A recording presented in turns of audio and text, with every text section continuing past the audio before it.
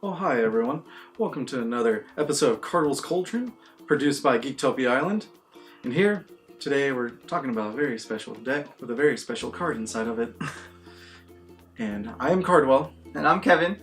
And today we're going over the deck called Bear Necessities. It's got a bear. It's bear. It's not a bunch of tutus just to be silly. It has one bear, and it's necessary for murder. Let's get into it. All right, Goreclaw, the Terror of Sisma. It's my favorite card of the whole new set of M19. It's great. It's great. All right, let's go with it. It's a 4/3 for 4, so not too bad. Creature spells you cast with power 4 or greater cost 2 less to cast. There's a lot of those in here. When Goreclaw attacks, each creature with control power 4 or greater gets +1/+1 and gains trample until end of turn. So, in essence, it by itself is also a 5/4 when it attacks with trample. Sounds so beautiful already. Yeah, dude is good. Yeah, we both love dumb big creatures, and this big dumb creature lets bigger dumb creatures smaller in cost. It's just perfect. I immediately saw this dude in the previews, and I said, Cardwell, have you seen this thing? And he said, what thing? And then he lost his mind, and it was pretty much how that went down. Yeah, pretty much what it reminded me, of course, was a Somberwald Sage, 3-drop, tap 3 mana of any one color. Somberwald, you're my favorite. One of my top creatures as well. All right. Now we're gonna skip ahead to an enchantment because these two cards blew my mind. I'm like, I'm gonna play these cards forever. And then I'm gonna Sarkhan's Unsealing. Also a 4-drop, so a little weird, but enchantment. Whenever you cast a creature spell with power 4, 5, or 6, Sarkhan Unsealing deals 4 damage to any target. Dude, creature, planeswalker, doesn't matter. Whenever you cast a creature spell with power 7 or greater, Unsealing deals 4 damage to each opponent and each creature and planeswalker they control. So, keep that all in mind while going through this whole deck right here. Yeah. It's pretty super cute. Alright, so one of the first creatures that the Goreclaw helps out, and he's actually really awesome in this deck, is Ammit Eternal. Yep. It's 3 mana, a black and 2 for a zombie crocodile demon, because why not? Yeah. And he's got a flick 3, he's a 5/5, so that's already triggering your Unsealing. Yep. Fantastic. When your opponent casts a spell, you put a negative counter on him. Okay. Cool. And then when he deals damage to a player, remove all -1/-1 counters from him. Okay, fine. Yep. He's already going to cost 2 less, and he's already going to get trampled if Goreclaw attacks, and he gets to shoot something for 4. Yep. Fantastic. Super fantastic. As you can tell, it is Jund, and like you said, one black mana, you're like, take 4, and then swing. Yeah. Yeah. He's just huge. Goreclaw makes this dude cost 1. Just one for a 5/5. Thank you. The next one is Rhonas the Indomitable. Also 1 green, we'll say. 5/5 Death Touch Indestructible. And you can't attack or block unless you have a creature 4 or greater, which you will. And then you can pay 3, another target creature gains +2 and trample until end of turn. Which might not be necessary, but it's always good. Like we said. So, with this, right? So hopefully you go turn 4 Unsealing first. Because you can go turn 5 Goreclaw, deal 4 to something, kill a dude, possibly. Then you can play Rhonas or Ammit as well for 1 mana, kill another dude. You have, and then swing with Rhonas if you want. Yeah, there's all kinds of goofy stuff that this deck can do, and it's silly. Yep. I mean, sure, you're not going to do anything for a couple turns, but if he gets to turn 5 or greater, you're dying. No, I did have Llanowar Elf at first, but then I was like, we'll just throw in some early kill and board wipes, and then because the Llanowar Elf, I've learned that drawing it late game in a deck like this, you're just like, it's nothing. It's pointless. Yeah, it's kind of bad. Yeah. Alright, the next one, Rekindling Phoenix. It's just a powerful card. It costs 2 red mana with the bear, flying, and it's a 4/3, which triggers Sarkhan's Unsealing, which is pretty awesome. And then when it dies, of course, create a 0/1 elemental token. Your next upkeep, go get it back from the graveyard. Yeah. And it has haste until end of turn. Sadly, when it comes back, it does not trigger Unsealing. Because you have to cast the dude. But the Phoenix is really good for what it can do, and it doesn't die. Yeah. As silly as it is, I kind of want to get rid of this card and put some other dumb creatures in. But for now, he'll work out because he's just solid. All right, next up is Traxos, the Scourge of Kroog.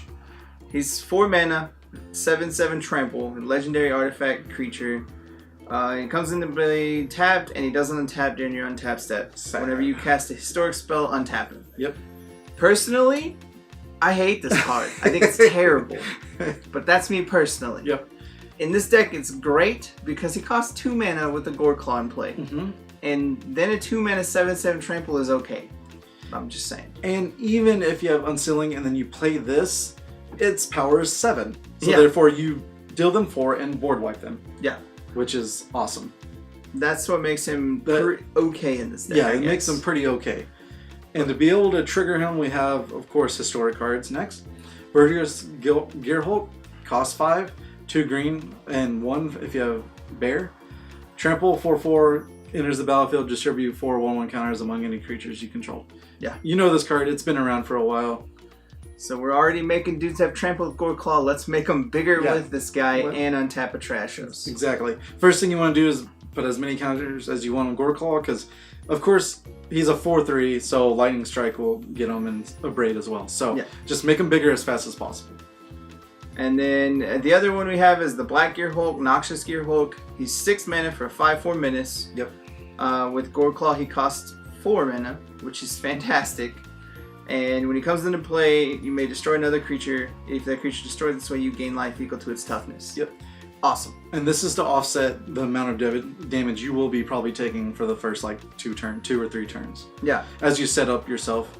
And if anything, it comes in, depending on which combo piece you have, hopefully Goreclaw or Unsealing, he's just amazing with it. Yeah, he's fantastic. Untaps Traxos as well, so it's all good.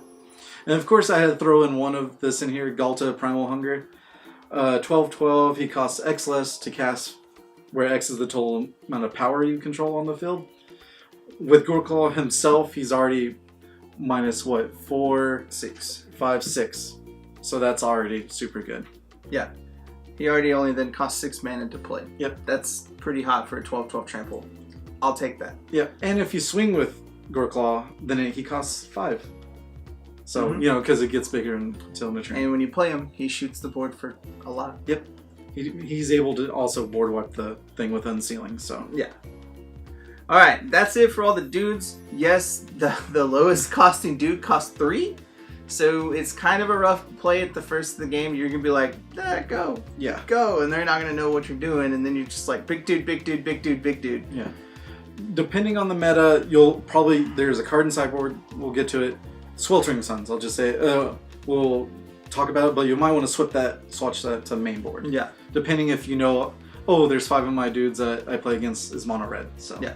But to help out with those dudes that you need, we have a couple sorceries and stuff. So Adventurous Impulse is a green sorcery. Look at the top 3 of your library. You may reveal a creature or a land and put them into play. Put them into your hand. Put the rest in the bottom in any order. Now this helps against the Llanowar Elf thing. Like this is the first turn 1, turn 2. Hopefully get to the land you need, and then late game you're like, oh, I need a big creature. Okay, here we go. Yeah. This gets you whichever one you need. And this next card was jokingly said, well, it's Blossoming Defense. Of course, my favorite card in Magic ever. 1 green, instant, target creature gets +2/+2 and hexproof until end of turn. There was a joke last week that I should name every deck whatever Blossoming Defense. Like Jund Blossoming Defense is what this deck. Pretty much. Because I run 3 main board, probably 4 if I can. It's just what he does. I just like to protect my dudes. It's okay. I like to play multicolored big dumb creatures that shouldn't be played ever. Right? That's just what we do. Next up, we got Struggle to Survive. Yep. It's a red and 2 for an instant on Struggle. It deals damage equal to the number of lands you control to target creature. Yep. That's pretty good just because you're going to be getting the lands that you need to play your big dudes. So you're going to be playing a land every turn possible. So this card's only going to get bigger and bigger as you go. Yeah. And then Survive is 2 mana Aftermath. It's a sorcery. Each player shuffles his or her graveyard into his or her library. So once you've they've killed all your big dudes over and over, you're just like, cool, shuffle them all back. Let's do it. And it's just perfect extra bonus to go against like Gods for a Gift or just blue-black control with Scarab God, you're just like, okay, just never mind, get rid of your graveyard. Yeah, you can use it as an offensive spell, sort of, just because you're like, hey, stop doing what you're doing. Exactly. Like, I played in the Naya deck that I showed that was red-green, and it's beautiful. It works out. Now this next one, Unlicensed Disintegration. Why? Because we have a bunch of artifact creatures here, and I think it would go pretty well with this cute combo. Mm-hmm. So 1 black and red, instant, destroy target creature, which is just good there. If you control artifact, Unlicensed Disintegration deals 3 damage to target creature's controller. That's a bonus. That's fantastic. This card really helps with their turn 3 Ghalta, and you're just like, well, I hope my turn 3 can kill it. Yeah. Because struggle does not. So you're just like... Because Ghalta is the thing that can happen turn 3. I've seen it. It's ridiculous, but... I've seen it constantly. It's not fun. Yeah. Alright, that's it for the main board on that. We're going to go into the lands real quick and get those. Yep. Right now, it's all jumbled up because I got to test it. I got to see what the draws are. But right now, of course, we have Blooming Marsh for those. Canyon Slough, it's the Swamp Mountain Tap Cycle land for red and black. And the 3 Dragonskull Summits, it's just that if you control a swamp or a mountain, you get it. 3 Forest, 2 Mountain, 3 Rootbound Crag, which is the Forest Mountain. It comes into play if you control those. Sheltered Thicket, Cycle Land comes into play tapped. 2 Swamps and 3 Woodland Cemeteries if you control a swamp or a forest.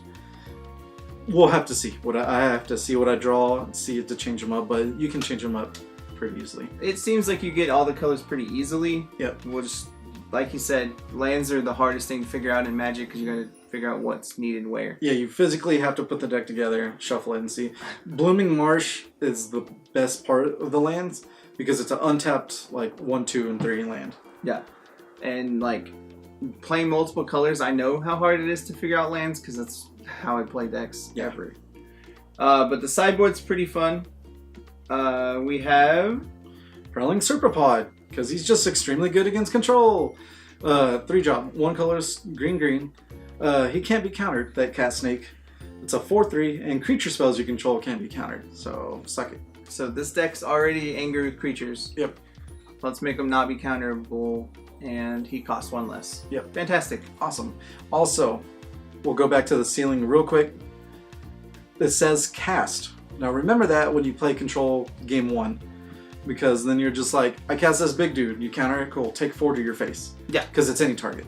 And it's just cast ability, so you just keep casting dudes, they take 4 damage. It's a pretty awesome thing against control. It definitely is. Yeah. Alright, I'm gonna let you do it. This is your card. Heroic Intervention, also super great against control. 2-drop instant, permanency control gain, hexproof and indestructible in a turn. Yay! I'm gonna be super sad when this rotates. Next up is Murder. Yep. It's 2 black and 1, destroy target creature. It's an instant. I mean, it's a fantastic card. And it got brought back in M19. Yep. Awesome. It's literally 4 Ghalta turn 3. That's why it's like you fight green-black, mono-green stompies. That's what it's there for. Yeah. Or even turn 2 champion, still leave champion. You're just like, I don't want to take that damage right now. Yeah, the dudes can be a thing too. Alright. Next one. Sweltering Suns. Like I said, it was in the main board. You might want to put it in the main board for something else. But it deals 3 damage to each creature for 1 red. And of course it has pay 3 cycle, just in case. Yeah, it's there to clear your board early because red deck wins are still going to be around doing things. Silly little white-blue aggro decks. I played a deck today on Arena that was all mono-blue with that weird genie guy. It was weird. Oh yeah, the artifact. Yeah, mono-blue flyers. Yeah. Super hard. But yeah, with this, hopefully you can clear yourself a path. Yeah. We got another Unlicensed Disintegration to kill Ghaltas or kill whatever you need, so it just helps out. Next one, another Unsealing, because it's super great and I love the card. That's literally, yeah. And against control, like I said, you need it on the board as much as you can. Yeah. And the final card of the board is Vivian Reed. She's 5 mana for 5 loyalty. She's the new Planeswalker. You +1, look at the top 4 of your library. You may reveal a creature card from among them and put it in your hand. Put the rest on the bottom in a random order. Yep. -3, destroy target artifact, enchantment, or creature with flying. -8, you get an emblem with creatures you control get +2/+2, vigilance, trample, and indestructible. This is the reason I want to use her is because of control. She's super perfect against it. +1 because you need to fill the board as much as possible. She goes get you a creature or land that you need. -3 gets rid of Lyra because screw that angel. Because destroy a creature with flying. Or destroy that enchantment cast out that's holding my Sarkhan Unsealing. Yeah. Like, she's just good in general. And if somehow you get to +8, then you just win. Yeah, no, like, she's awesome because she takes every green ability ever printed and is like, let's put it on a thing. She has trample too. So literally anything that green does is on this card. And it's why it makes it funny and great. Exactly. It's crazy good. And maybe against mid-range too. But I like this little deck, Cardwell. I think it'll be pretty good. I mean, we'll have to see how early game goes. Because early dudes are going to kill you. Exactly. Pretty hard, but... It might just be like taking out the struggle to survive, put them sideboard, and then put 3 Sweltering Suns main board. Just because. Yeah, we'll have to see. And it has cycle, so if you play against control main, like game 1, then you're just like, cycle this immediately. I like it. I like it. Hopefully it's my main deck from here on out, because Goreclaw is, like I said, beautiful bear. He's your jam, and I'll give you that. Oh yeah. Okay, with that, the deck list will be down below, and hopefully you enjoyed your stay here at Geektopia Island. Be sure to like and comment on the video, and to get our latest and greatest, go ahead and hit the subscribe button as well. And to get notifications, there's also a little bell that you can hit. Now, if you want to look at some old deck tech videos, go ahead and click to the right. And if you want to see them in action, click the videos below. Thank you.